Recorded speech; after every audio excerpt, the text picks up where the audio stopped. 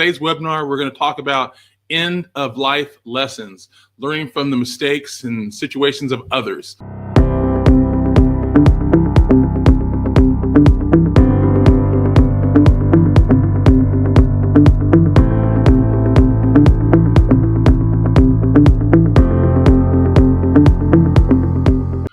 We, as parents who have kids with disabilities, we have to be especially careful on how we plan for the future and when we're no longer here. So this special guy back there is going to talk to us a little bit about our particular circumstances. And with that, I'll turn it over to Mr. Ryan Platt, who will introduce himself.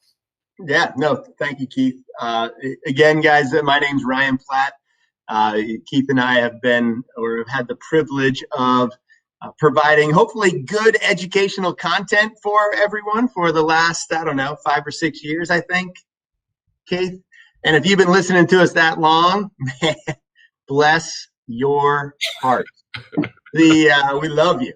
And I started a company in 2005 called the Special Needs Plan that helps serve all families that have a loved one with a disability.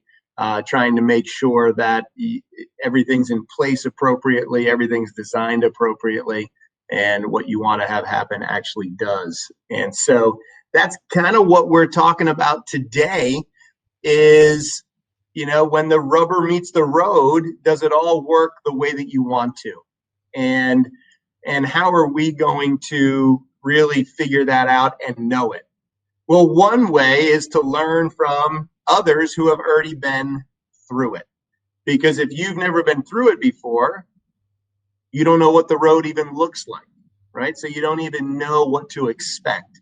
So we're going to talk about, how do you prepare, really, not necessarily yourself, because, you're preparing your family members and those other people that you've asked to take care of this part of your life, this life event for you, and really preparing them for it to ensure that they know what to do, they know how to do things, they know what their responsibility is going to be, so that they're not surprised. Because if they're surprised, it usually means that there's either a very stressful moment or many moments for them. And it could mean that there's a loss of financial resources. And again, as Keith and I have always said, that loss of financial resources for our families can come in many ways. It can come in the loss of government benefits for your loved one, which could be a huge financial resource loss. I mean, we're talking hundreds and hundreds of thousands of dollars over the rest of their lifetime. Or it could be a financial loss due to fees that maybe your state applies to people's assets as they move from one generation to the other, right? Things that are called probate fees and maybe some other kinds of taxes that individual states may have in their laws when money transfers from one generation to the next. And so what we want to do is always ensure that you understand what those rules are, you understand what your own situation looks like so that you can take the appropriate action to avoid those things. And so some of the things we're going to talk about today is what information do those next people need to know in terms of location of assets, right? Where do you keep your important documentation? Making sure that your beneficiary designations are reviewed while you still have the capability to review them and change them. And we're going to talk a little bit about that too, right? Sometimes you need to do it, so you need to really think ahead and make sure that you're talking with these other folks about every single document. And again, it's not fun. I mean, I have to do it with my mom, and I'm like, listen, I need to know all the different places, right? And so she sends me this black book. Yeah, it's like black book. Actually, it was like a black leather binder with a zip up thing in there, and it opens up. But she had everything detailed out in that. I just have to make sure I don't lose it, which, that's on me, right? That's my responsibility. Mm-hmm. But every account is in there. Every financial institution is in there. Where are the assets? And then also, you have to determine where are those assets going to go. Again, for a lot of our families, you might have 2, 3, 4 children, one of your children may have a diagnosis or a disability, and you may have already determined that they need a certain amount of your resources. So again, for a lot of you guys out there, it's not going to be, if you have 3 kids, it's not going to be a third, a third, a third. It might be a half of your assets are going to your child with a disability, and the other 2 are getting 25%. But the other piece that's important for our families, Keith, as we always talk about, is which assets go where. Because if you have a child with a disability and you're using, let's say, a special needs trust, which we're not going to dive into those things today because we got several webinars in the past on those that you can go to howtosecurethefuture.com and you can watch those previous webinars. But the reason it's important is because of taxation in terms of that vehicle and in terms of what assets you have. So those next people, the executor, which we're going to talk to one in a moment, needs to understand what asset you want to go where and to who, right? That's very important for our families, right? So that means, like I said, beneficiary designations have to change. Do we have to retitle certain assets so that you know specifically they go there? And how does that link up with your legal documents? You know, we're even going to talk about things, Keith, that we don't really talk about very much, that became very apparent to me with even another family just recently, is funeral arrangements, right? Do you want to plan your funeral? Do you want to make sure that certain music is played? Do you want to make sure it's at a certain church with a certain pastor or preacher or priest or rabbi or imam, whatever, right? But whatever is what it's going to be if you don't tell somebody. Right? Do you want to be buried? Do you want to be in a certain cemetery? Did you buy the plot already? Did you not? What kind of cost is that? And I got news, guys. Like even a very inexpensive funeral, it's like $15,000. I mean, it's not like, it's unbelievable when we think about it. And so we just want to talk through it and have a good communication strategy about it. And I'm so excited to have Keith here. I'm gonna let him introduce that good-looking young fellow behind him. But I'm excited that Keith and his family, so it's going to be a little bit of a hint, are here to share their very fresh experience with us, because I think it can be eye-opening, because they did so many things right, so many things ahead of time, and yet even that, you know, you'll hear maybe there was still some things to uncover. And so, you know, what I want to do is just kind of allow Keith to, like I said, introduce that nice looking gentleman behind him, where they kind of look similar. Another hint, everybody, hint. And then I just want to have a conversation and open it up for questions as you guys listen to them and hear their experience. All right. Well, probably you noticed that's my older brother, my big brother.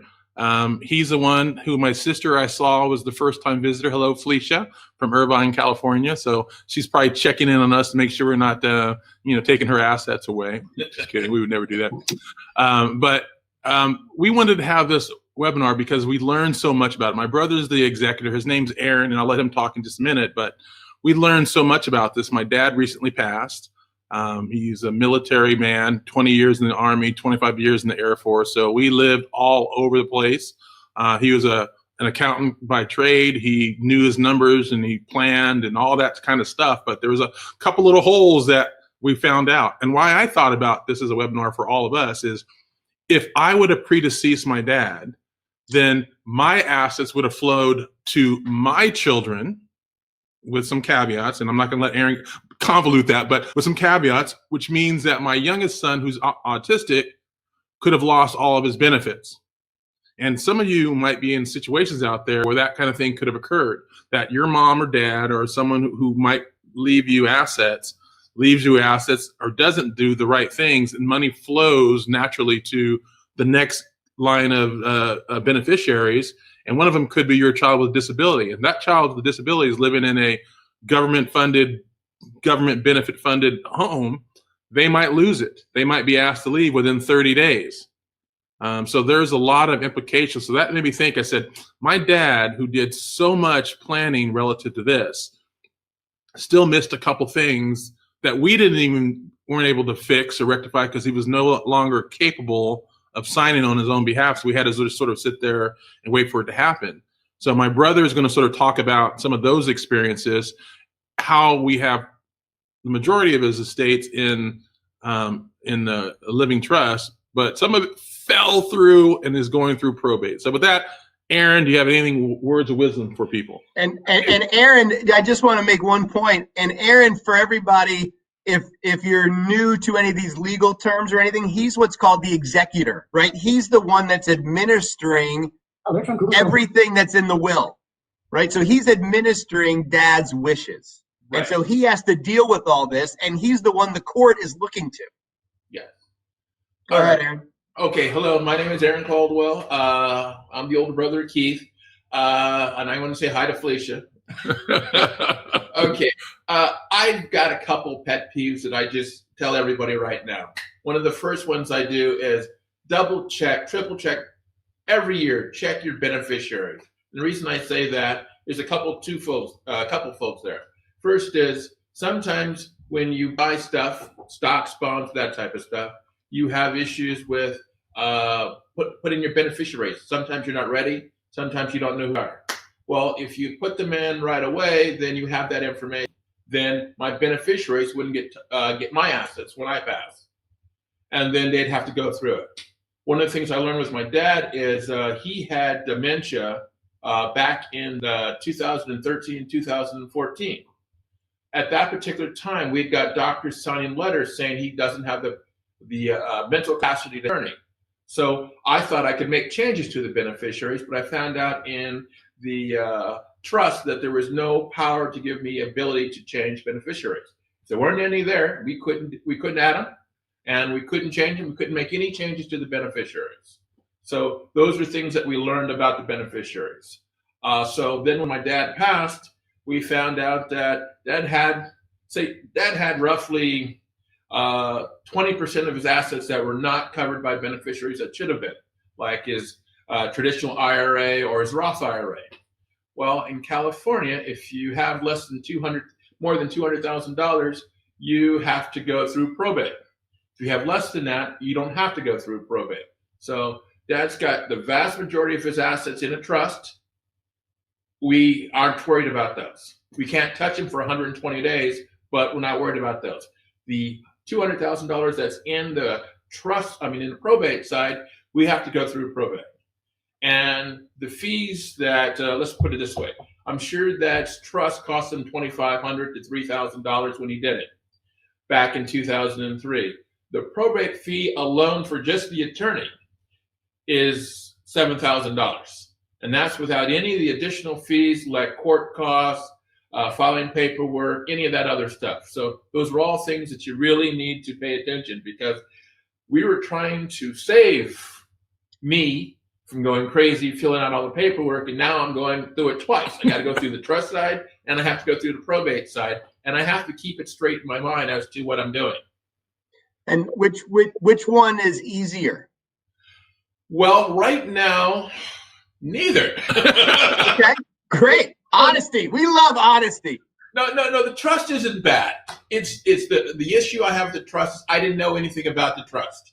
So you go through it, you don't know what's going on, and they always say you're supposed to talk to your attorney, and then the attorney comes back and gives you a one-page summary that says anytime you talk to us, we bill it in 15-minute increments at $400 an hour.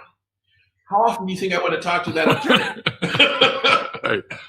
So then on the probate side, the fees are so much higher, I really don't want to talk to them. So it's kind of like I'm in that zone. But one of the things I noticed was they have these letters of testamentary that you need to file.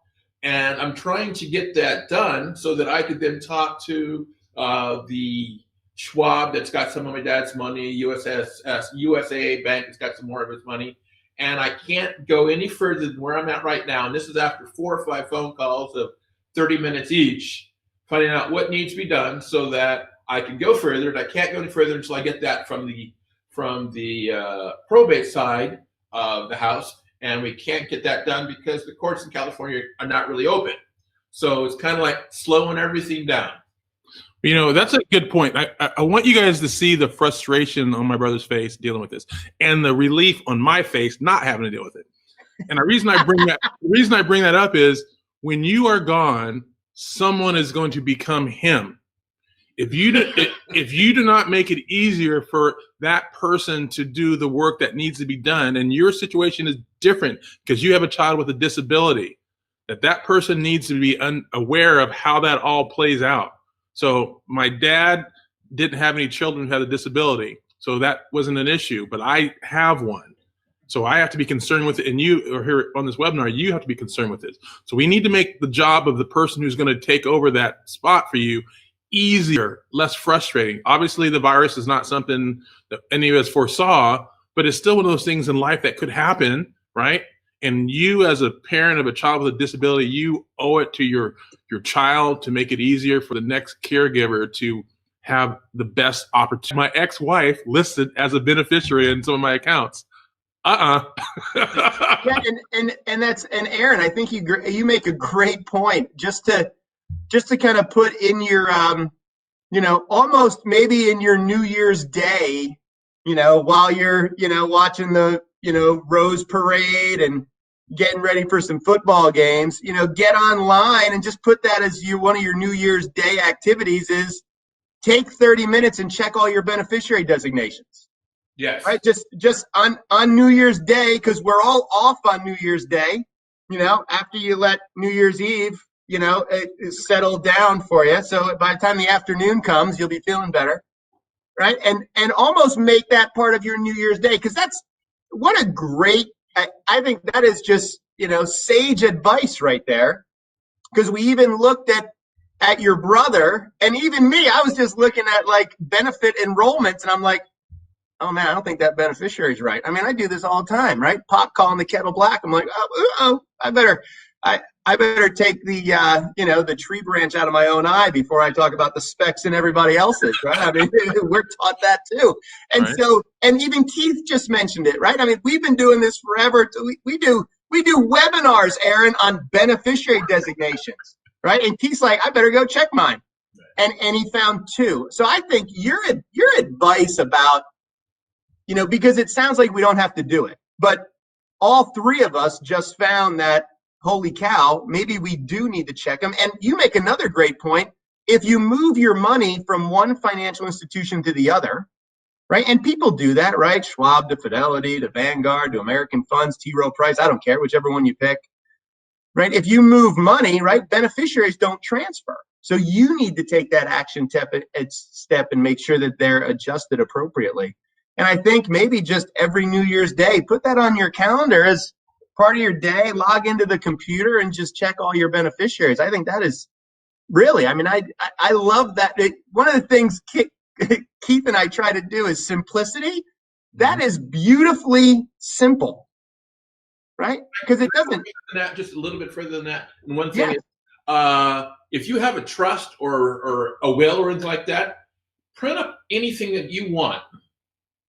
Write it down, print it up, and then attach it to the will, or attach summaries of your beneficiaries to that stuff. So I have my trust and my will, and all I have done is anytime that I make a change, so to anything beneficiary-wise, power of attorneys, any of that type of stuff, I keep a copy in with the will or in with the trust so that it's there and you can see it. So if someone says you didn't do it, you have a copy that they provided you either from online or from a different source, then you can say, look, I've provided this information. I've done all I can do.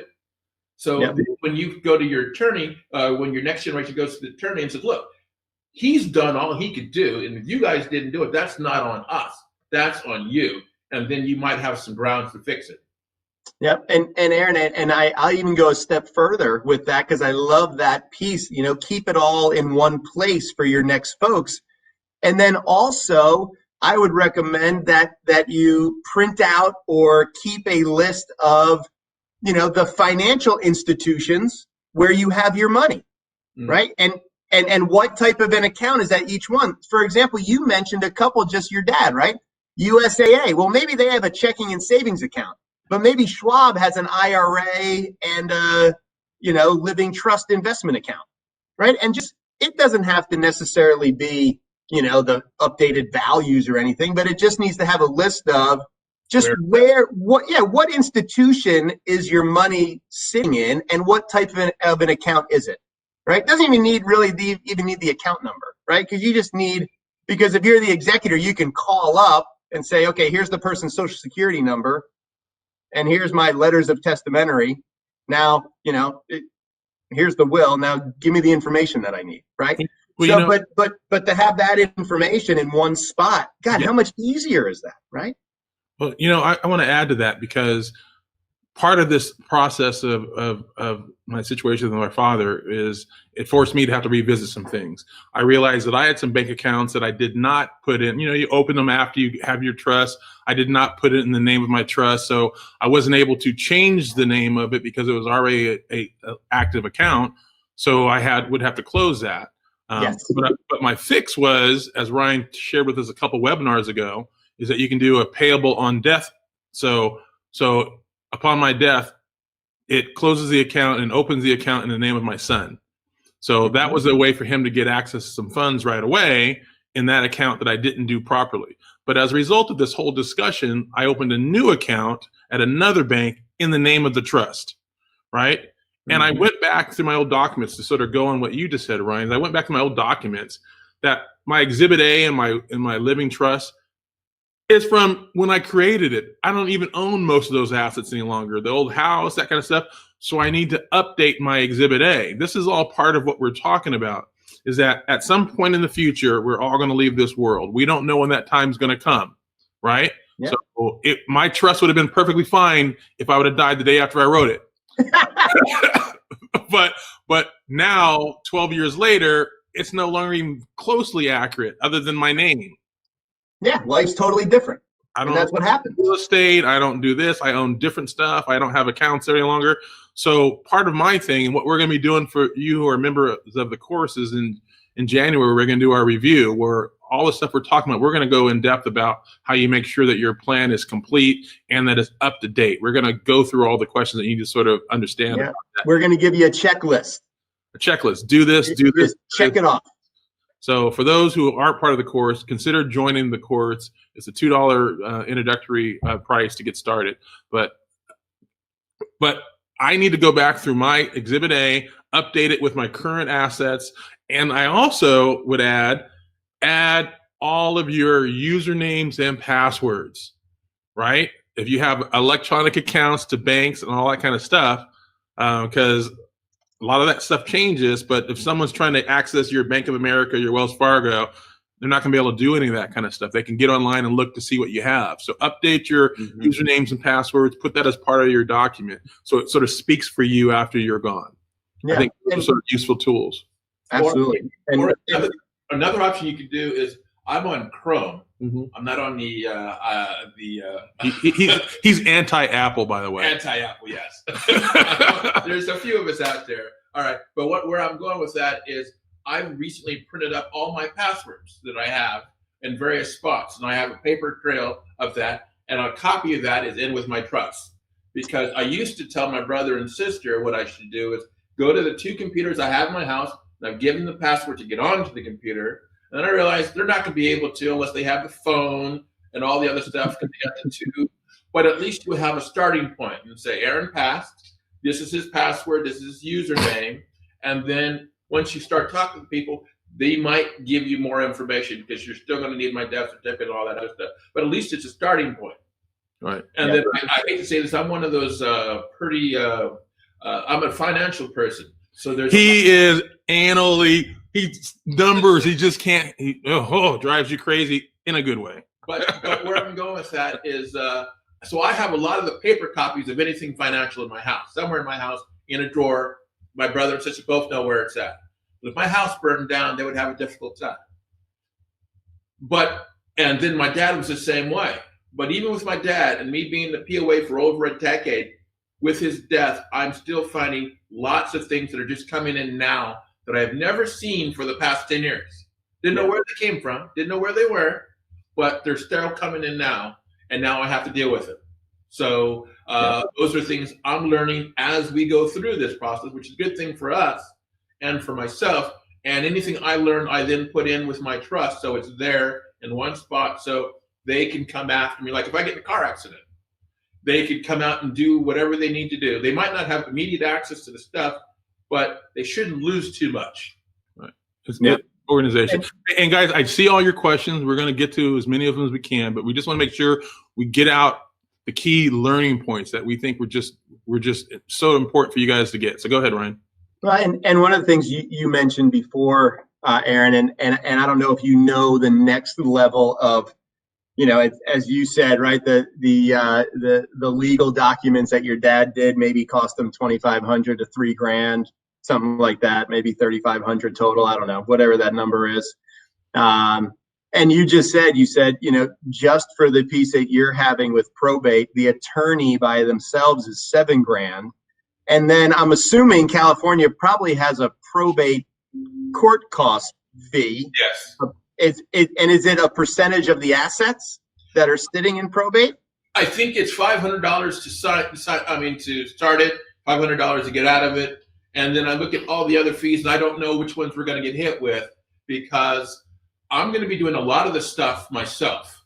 And the attorney keeps mentioning that I'm entitled to whatever he gets. So if he gets $7,000, I can get $7,000 just for doing that alone. Mm-hmm. And I'm thinking, well, I might take that $7,000 because I get to decide to do it, but then I have to pay taxes on it. Do I want to pay taxes on it when I can get it as inheritance and don't pay any tax on it? So it's one of those. Right.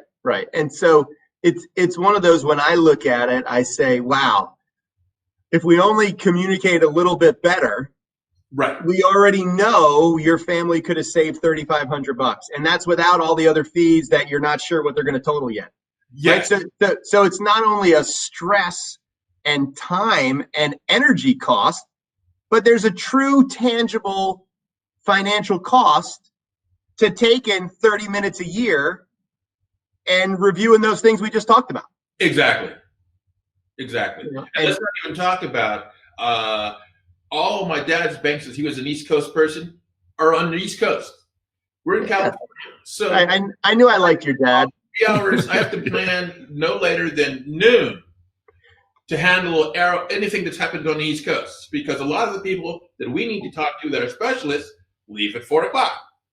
So I have to call. First thing I do in the morning is, where do I want to start my day? And you start calling to find out who I need to talk to, because it's never easy. Right. Yeah. Okay. Couple things. My sister Felicia just mentioned, and this is a good point for you guys to consider, is my dad was a Philadelphia person. He owned property in Philadelphia, and that's presented its own kind of unique problems now, right? Is that we have real estate owned that my dad owned in Philadelphia, and now my sister would like to have that as part of her inheritance. And my brother and I don't really care so much, but it's there's potential inheritance taxes. There's just all this stuff. I would suggest that if you have property in multiple states, that while you're still alive, maybe consolidate that. Maybe sell some of that stuff, because it becomes a headache elsewhere potentially. I mean, I don't know, Ryan, do you have any thoughts or recommendations on that? Well, it just depends on, one, you want to know the rules in each state, especially on the inheritance, just like you guys mentioned, because each state is a little bit different. And I'm not talking about kind of the estate tax, for each state, but some states have unique inheritance rules. Like, for example, my aunt passed away several years ago. If she had children, she wouldn't have had any fees to pay in New Jersey. But because she didn't, and it went to her brother, he had to pay like tens of thousands of dollars to New Jersey to get through their system, because it went to a brother, not a lineal descendant. I mean, weird stuff that you're like, where does that come from? And so you want to really understand that as best as you can, so that you can make the appropriate adjustments. So, for example, could that property be owned inside of another trust, that then it would have passed without any of those issues. Could you guys have talked about that, right? And I'm not picking on you guys, but it was a great example.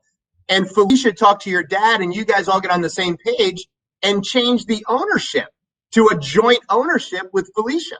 So therefore, when your dad passed away, it's just owned by her anyway. Own assets in different states, you really need to plan through how is that really going to flow, right? That goes to those asset flow conversations. Especially if you have an open family like you guys, and you have certain things that maybe one wants and one doesn't, and there's assets here, and that comes with also when people own small businesses, and you have a one sibling that might work in the family business with dad or mom, the other two don't. Well, how do you equalize that estate, right? When you're doing that, and it also comes down to when we're talking about when families that have a loved one with a disability, which is what we talk about all the time, and that's another level of asset flow that's important to just have that conversation and planning about, because there's usually always something you can do ahead of time that's going to be less costly from a financial standpoint and less costly from a stress standpoint. It just is. When you do it ahead of time, I always kind of call it hard easy, right? If we do the hard thing today, it makes it easier later. And that's in everything, right? I mean, I know I'm not working out right now, and I know it's going to come and bite me in the butt later. I mean, I just know it's going to happen, right? Right. I know my brother is a smoker. I know that decision's an easy one. It's hard to break, right? But I know that's going to bite him in the butt later, health-wise. All right. Right? I mean, and so we know doing the hard thing now makes it easier later. If we do the easy thing now, which Keith and I talk about this, and sometimes you guys hang up on when we say this, but if you do the easy thing now, which is putting your head in the sand and making believe that this stuff's never going to happen to you, it's going to be a lot harder for everybody else. And everybody else is your child with a disability, which means that they're going to get less money, because we already talked about how much this costs to do later, right? It's going to cost more. So less money is going to go to them, which might not be enough to support their lifetime needs. And that's what we're talking about. We're talking about somebody who needs you to make sure this is done right, and needs you to make sure whatever assets and resources you have, as many of them as possible are available. Right. And that includes government benefits. So with that, let's go take a couple questions here. Ryan, Janine asked, and I think this is an easy one for you to answer, is, could you explain what is probate? I think I know what it is, but why don't you give a quick summary for those who don't know what probate is? Yeah, and Aaron's probably going to know too. So probate is the process that happens when you have what are called probatable assets. That doesn't make any sense, right? It totally confused that one. So so probate is basically the public dissemination of your assets when you die, right? So you have to go through the court system with any assets you have that are not disseminated by beneficiary, meaning IRAs, 401ks, those kind of things. If you have it going to a specific beneficiary, that's just going to transfer and not be probatable. If you have it going to your estate, or there is no secondary beneficiary and the primary one's already dead, it's going to go to your estate, and that has to go through probate, which it has to go through the court system, so the court can authorize it to go to wherever it's supposed to go based upon your will. And then, so if most of your assets are gone by beneficiary, like retirement plans, or like the account that Keith just said, he made just a regular checking account, basically a beneficiary account, by making it payable on death, that can avoid that probate. Mm-hmm. Or if you have quite a number of assets and different kinds, kind of like, your guy's dad, he used what's called a revocable living trust. So, and it sounds like Keith has one, Aaron has one, where your assets can go in there. Mm-hmm.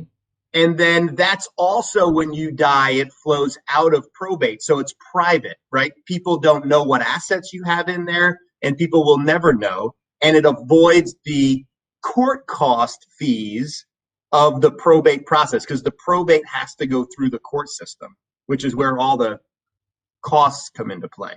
So there's ways to avoid probate, depending on how your assets are titled and how your legal documents are set up. I was also told, Brian, that probate is also the act of retitling assets and informing debtors that the person you might need to file a claim against this person who's now passed, and here are the assets that are available for you to come get. So we have to send notices to potential people that my dad may have owed, yep.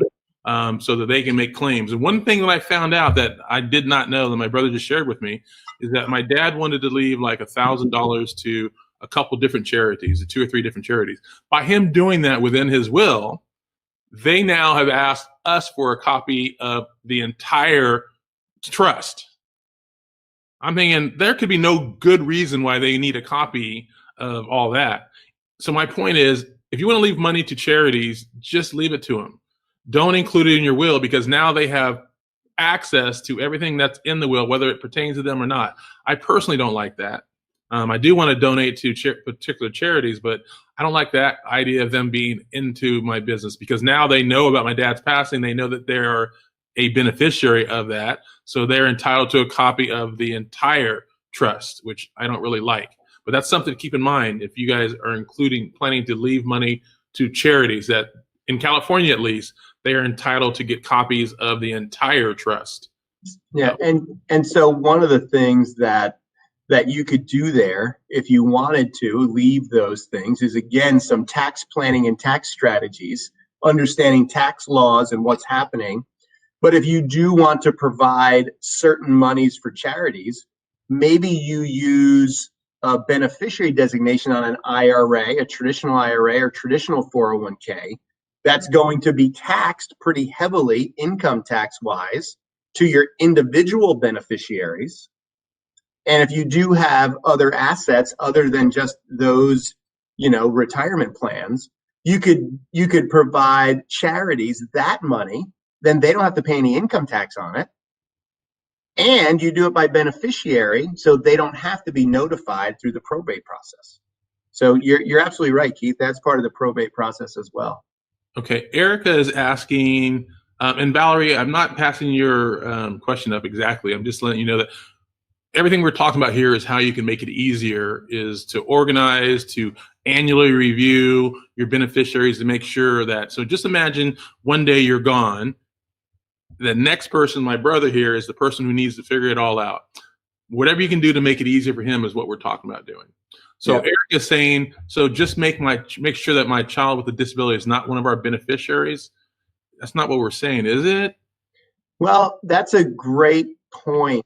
So again, do you want your child with a disability to be the beneficiary? Probably not, because your estate may be worth more than $2,000. So we have to consider the government benefit side and which government benefits your child may be receiving or may eventually be entitled to based upon your planning and your current situation. But if they are going to have the benefit called SSI or any Medicaid benefits, or if they're on a waiver program within your state, those do have resource limits. And so if you leave your child directly named as a beneficiary, like John Smith, right, is the actual name of your child, and you put their name on the beneficiary, it goes to them personally. And if it's more than those asset limits, then they're going to lose all those benefits or access to them. So normally we say probably not a good idea to make your child with a disability a beneficiary, but that doesn't mean that you should disinherit them and just give their share to other children. What it means is you should really do some additional planning and more than likely employ what's called a special needs trust, which is a very specific legal document that if you make that the beneficiary, then money goes into there for the benefit of your child with a disability, and it protects it from disqualifying your child from government benefits. Yes, and one of the ways I've used that, Erica, is I created, I had my son's first party special needs trust that was a result of his settlement. That's nothing to do with me. It was set up as a court order thing, but I also created a special needs trust for him personally. It was a third party one that I created. And I called my mom, and I told my brother and my sister, people who I thought may want to give something to Xander, say, do not give it to him. Do not accidentally do it in the name of the Xander Caldwell Special Needs Trust, so that if something were to come from any of those people, that it would automatically go to the trust instead of Xander. So part of what we're doing here to make it easier for people is communicating the importance of doing it a certain way. So you need to think through all the people who might want to help your child and have that conversation with me. You cannot leave little Johnny $10,000, because little Johnny is going to get kicked out of his assisted living facility, and he's going to be living on his own because he can't have more than $2,000 in there. So it's as simple as making those communications known and putting together the vehicle. You can put money into an ABLE account up to a certain limit per year. So there's other options available to you. But I made sure I communicated to my dad when he was alive, my mom, and others. Don't leave it to Xander directly. I know you want to help him, but that does not help him. So that's how you can do that, Erica. Valerie is asking, is it really so in California that retirement accounts over $200,000 has to go to probate even if the beneficiary are designated? Well, let me answer that one. Okay. The way it works is what we're going right now. My dad had a beneficiary, and at the time he's living in California, even though he started it in Philadelphia. So he had a beneficiary account, and they use your current address as where what state laws to apply. So Dad's account was under 200,000, and it's not really 200,000. It's 166,250. That's the actual amount for 2020. Just to be very clear on that. All right, and see what I'm dealing with here? Okay, so where I'm going with that is my dad did not put any beneficiaries on that account. So that money then goes to probate. Now, there is in California a different type of petition that we could have used that would allow us to get that money without going through probate. However, one of the things that you have to ask is, would this money have ever gone through a petition? And the answer was no, because since it was a retirement account money, it would never go through that particular means, because it should have had a beneficiary, but since it did not, then it has to go through probate. And we could have gone through the petition aspect, but then we realized that if we gone through that, we would have waited 6 months, probably get a no, then we have to start the petition aspect, the probate action all over again, which would have delayed it for another 6 months to a year. So he said, let's go the direct way. It can clear out everything that we need to. And since we're over the 166,250, we figured we might as well do it that way because his assets exceeded that amount. Yeah. And so Valerie, the thing there that we want to make sure, right, Aaron, is that you put a beneficiary, designate a beneficiary, put somebody's name or a trust on that line, because as long as you have somebody on that line, right, who's alive, Right. They have to be alive, or you name a trust, then it's going to avoid probate and go into that spot. But if you don't have a beneficiary, like Aaron said, it's going to go through probate, and that's in any state. Yes. So what we learned from that is, and I'm hoping you're hearing this, Erica, loud and clear, is if you have any of these retirement accounts, just put a beneficiary in there, and we would not be going through what we're going through. Because my dad had these two accounts that did not have beneficiaries, it is forcing that portion of his estate through the probate process, which is costing us all these additional fees and time. Whereas the trust money is available relatively soon, 90, 120 days? Well, we have to wait 120 days from the date we file a petition. So 120 days, I can start distributing money. But I have to sell the properties before then, because we have to go through probate in the other two states that have property. And I don't know what those fees are going to cost. So once those are done, and then there's a few other small things that need to be handled. Once all of that's done, then I can start distributing some of the money. But my dad's got a sizable estate, and so I wanted to get rid of at least half right away, because I don't foresee a need for it. But because there's so many things open right now, I figured I'm going to keep it all, and then I'll just wait until a set time as I start getting rid of the potential liabilities that may cause us problems in the future. Right. Yeah, and our point is a lot of this stuff. I'll give you an example. When my dad passed, within 2 weeks or so, we gotten the life insurance policies paid directly to us. We had his annuity payments paid directly to us without any probate, any consideration, just natural flow. Because he had beneficiaries, we were listed. We called them, showed them the death certificate. They said, "Here's your money. What's your wire instructions?" Yeah, it's This quick. could have been the same thing if he would have taken the time or had the beneficiaries put on there. It would have just flowed to us automatically, would have been outside of this whole system. Right, that $200,000 that we talked about, that would have already been received by us, and we wouldn't be writing a check for at least $7,000 to $10,000. Right. Right, Which is a So- big deal and that's going to be a year from now, 6 months to a year from now. before you get that money. Exactly. Yeah, And exactly. more fees, I'm sure. Yeah. So Beth wants to know: do you usually list your assets and accounts in your will? Nope, you do not. That's as Aaron said, that's just an additional document that as he mentioned, you just do that separately, but just put it in the same binder or same area and keep that one page updated. But no, it won't be in the will in terms of your exact accounts. It's one of those things that it was in my trust. They asked what items that I had in my trust. So when I did my first trust 20 years ago, I had $100,000 worth of stuff. 20 years later, I've gotten a lot more stuff. And so there were additional items that I put in. My house was owned, my retirement plans, the additional money where I keep my money for Roth IRAs and that type of stuff. All of that's listed so that at least when I pass, since I won't be there to explain it to my brothers and sisters, they'll know where the items are located. So they'll be able to say, okay, we love you, Aaron, because we know where this item is at. And then we don't have to go through this, well, we don't know what's going on. We don't know where this is at. You're going to have problems getting onto the accounts because they don't know who you are. But that's going to happen no matter what until you get the death certificate. But and then my brother's my POA, but even that, my POA doesn't apply once I die. So it doesn't really help under, but he's also the executor of my estate. So the whole point of all this, everybody, is it's super complicated, but it's so important that we do it. Jacqueline is saying, are the laws and systems the same in every state, or are they different in every state? They are different.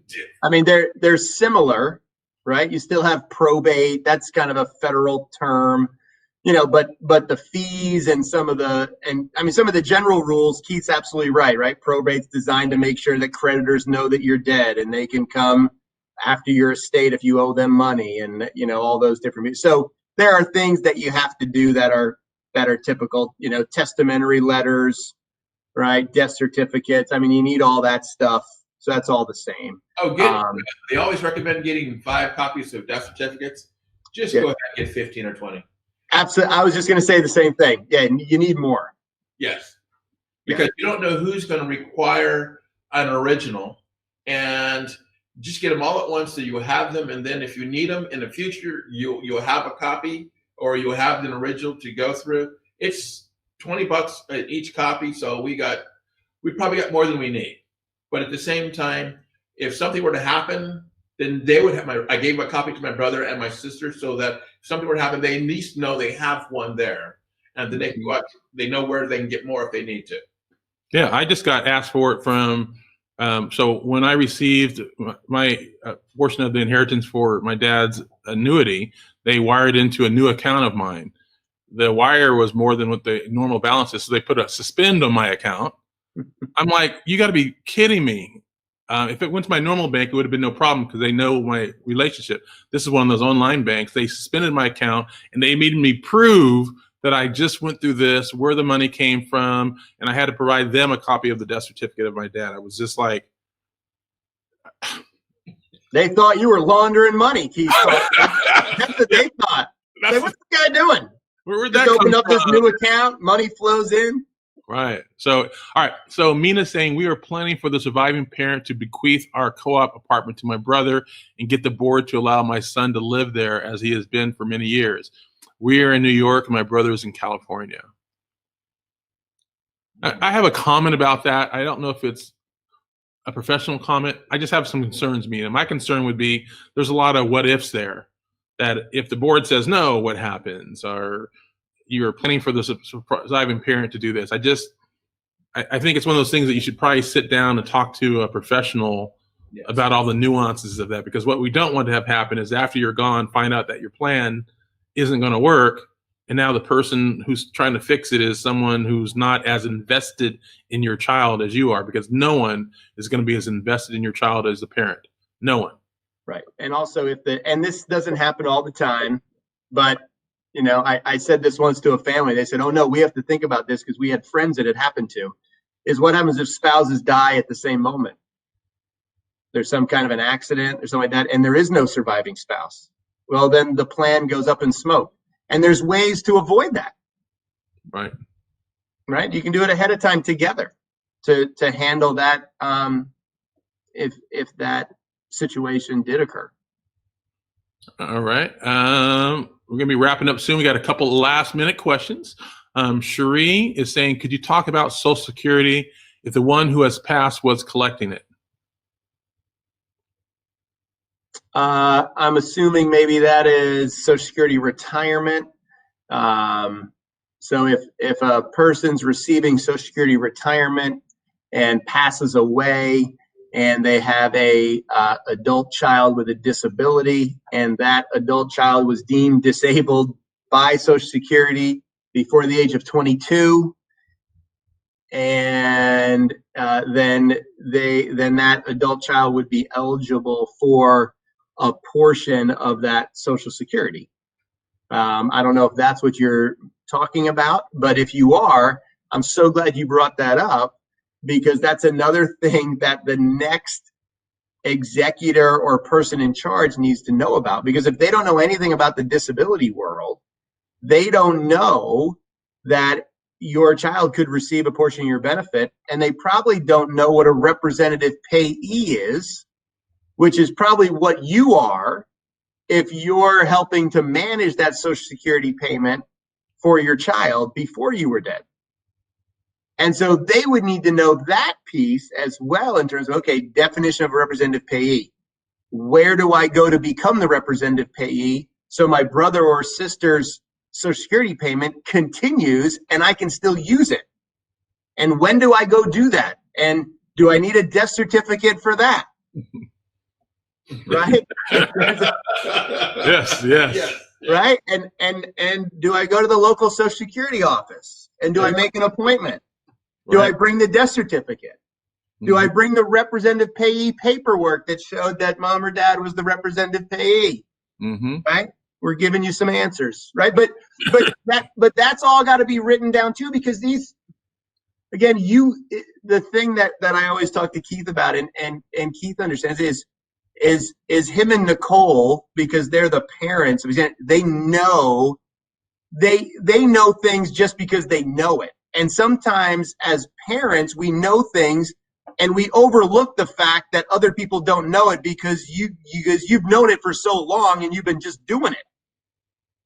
And if you're dead, other people have no idea that of those items. And one of them is a lot of times that representative payee, which is the gatekeeper of your child's Social Security money that might be helping them pay their bills, which can kind of be a big deal on a monthly basis. Annette is asking, can inheritance under 15K be put in an ABLE account versus S&T? Yes, it can, assuming that it's not more than the annual limit. If you've already put in 5,000, you can't put in another 15. You can only put in another 10. So that's right. So that's right. And you can't make the ABLE account like a beneficiary or a thing in the will, like money goes to an ABLE account. It would just go to that individual, and then the next people would have to know what an ABLE account is and to put it in there. And again, if it's not enough, or like you said, Keith, if the ABLE account's already put 7,000 in for that year, and you died and you gave this account that's 15,000, now all of a sudden we have an issue, right? So again, I don't necessarily understand why anybody would want to give an inheritance directly to an ABLE account when the rules of a special needs trust now allow the trustee to fund the ABLE account from the trust money after the fact. So therefore, you're giving more protections, less stress to that trustee and executor by just putting whatever your child needs in the special needs trust at your death, and then giving them instructions on how ABLE accounts work, or better yet, giving them resources, whether that's people that know what they're doing, or how to secure the future, which has those pieces in there that they could find, but giving them resources of what is this and how do I manage it. My concern, like Keith, is that, hey, if you die at the wrong time of year and you already put 10 grand in and you were putting 15 grand to your child, now all of a sudden we got an issue. Okay. Valerie saying, any support out there for changing CalAble rule that a non-parent conservator or the person needs to obtain? I think that's going to be a California specific one, Valerie. Can I punt that question and shoot me an email, Valerie, and I'll point you in the right direction to get an answer to that, because that's a very specific CalAble kind of question, Ryan. I don't want to have everyone answer that. I included a URL in there, everybody, called estateexec.com. It's what my brother is using to sort of manage my dad's estate. I think he paid $99? $99. It is a place that allows you to put all the resources and tools and information in there for everybody to see. It has the next steps, what you should be doing, So it helps him organize and communicate and know, okay, I got to do this next. I got to do this next. I got to do this next. Because we have never been through this before as a family. We've been very fortunate. My mom is still with us, and my dad unfortunately just passed. But before that, we had never dealt with this before. This is new to us. So he came across that site. I want to let you guys know about it. It's Estate Exec. We paid $99. It's the best $99 you ever spent. Let me tell you, it keeps track of everything. It lets you know. It's got a wealth of information on everything related to someone's passing. And it also has links to other places. And other than in California, it even lists, if you want to go through probate through one of their attorneys, there's an option for that. If you want, there's all these types of options out there. But what I like about it is it gives you a report of what the assets are. It gives a report of what you spent. It gives a report of who's getting what and whenever they're getting it. So it's all there. And one of the things I've talked about with attorneys have talked to me about keeping the beneficiaries aware of what's going on. So I mean, keeps all the problems from people fighting over money down to a minimum. So once a month, I send it to my brother and sister, and what they do with it, I don't care. Once a month, Keith and Felicia call you at the exact same moment, at the exact same time when they open up their email. Oh, they don't call me at all. We text.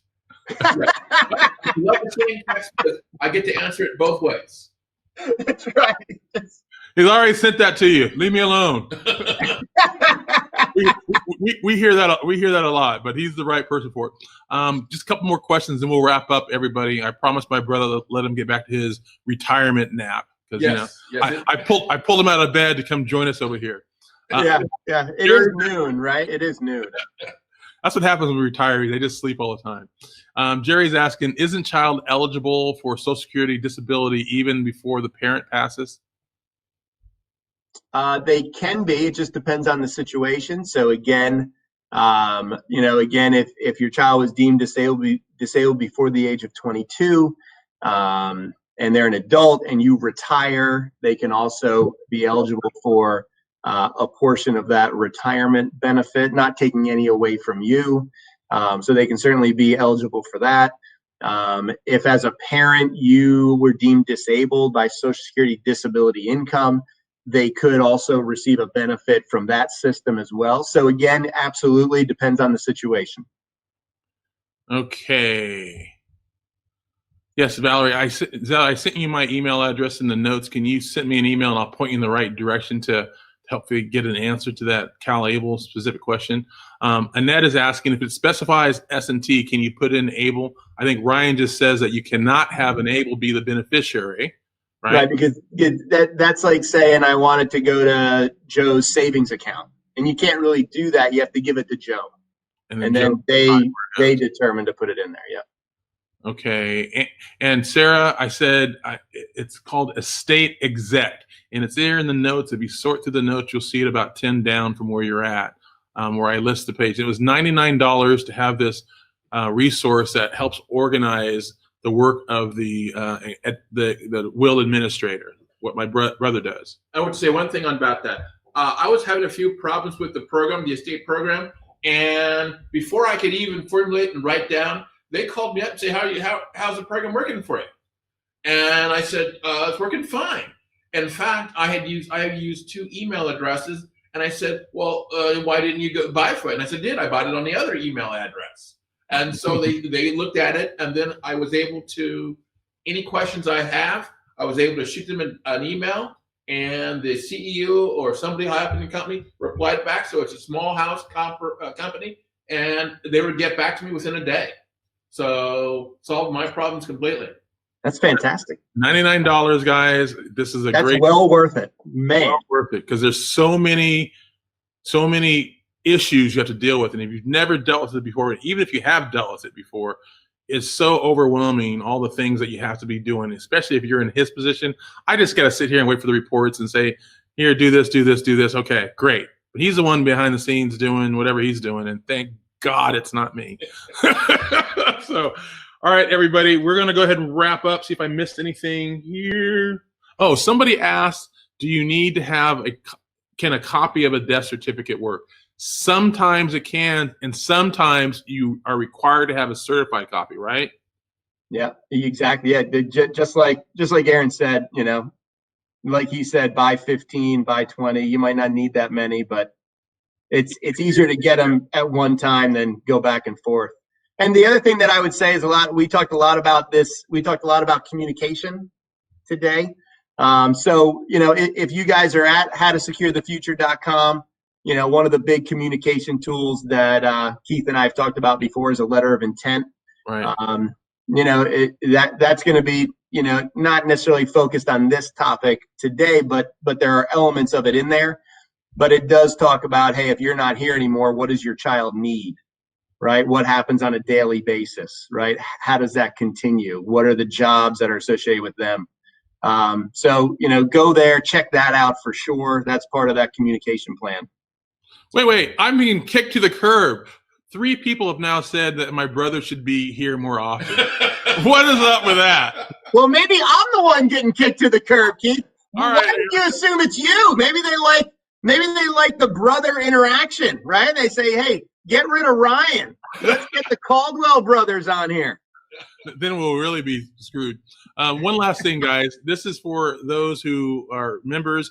Do not forget to list us in your letter of intent and your documentation, because if you pass this year, assuming Ryan and I are still here, we're going to be able to help the next caregiver. We're going to point them in the right direction. If we're not able to help them, they're not going to be out there wandering around on their own.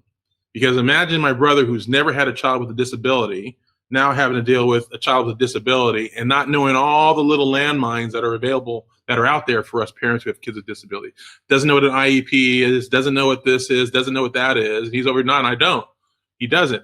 So imagine the next caregiver being the same way. So make sure you list How to Secure the Future as someone that they should contact if you pass, so that they can call and say, Keith just died and I don't know what to do. He's got a 22-year-old son who's living in a home. That will all make sense to Ryan and I, and we'll know, okay, you need to do this, you need to do that, you need to get a representative payee, you need to get this, you need to send that, you need to do that. That's the kind of assistance we can help people who are part of our membership course. So consider doing that for that reason alone. And don't forget, we got coming up the beneficiary designation workshop, which is going to be super boring, but we're going to walk you through what you need to do to make sure that what happened with my dad does not happen with you guys and your families. It's worth the time. It will be boring, Ryan. Don't say that it won't. I know. Well, it's funny that Keith said that, and I know we're over time, so we're going to go. I'll just share this. Keith and I were talking about, hey, what topic should we do? And and he came up with the idea. He's like, you know what? I really think we should do this one. And he's like, Ryan, why don't you put a title of it together? And I struggled for like a week. I called him. I was like, Keith, I have no. How do we put this where people would actually want to come? And because it's not something any of us want to talk about. We don't want to do this stuff. I mean, nobody wants to do this, right? It's tedious. It's like, oh my gosh, are you kidding me? I'd rather go watch paint dry. But for everybody on here, 255 people registered for this. So it is important. And people understand that it's important. You understand it's important because you're here. And the people who are left after you don't know it's important yet, but Aaron can tell them. Yes. Extremely. And so thank you for coming. Thank you guys all for coming in. I'll be sure to invite you guys. You guys like my ex-wife, Nicole. You like my brother. Maybe I'll bring my sister in. Oh, and you liked Xavier. He was here with us. Oh, yeah. Xavier was good. I think we got to get Felicia. I haven't met her yet. Say hi, Felicia. Yeah. She's down in Irvine, so she. Okay, we can get her on a third screen, can't we? I don't know. Yes, we can. All right, everybody. Thank you for joining us. Thank you. We appreciate what you guys, and happy Thanksgiving to you, Sarah. Thank you, Neetha. Everybody, we enjoy you guys. We'll see you at the next webinar. Be on the lookout for the replay in a couple hours, and be on the lookout for other information. Thanks, everybody. We'll see. Aaron, thank you very much. Not a problem. All right. Happy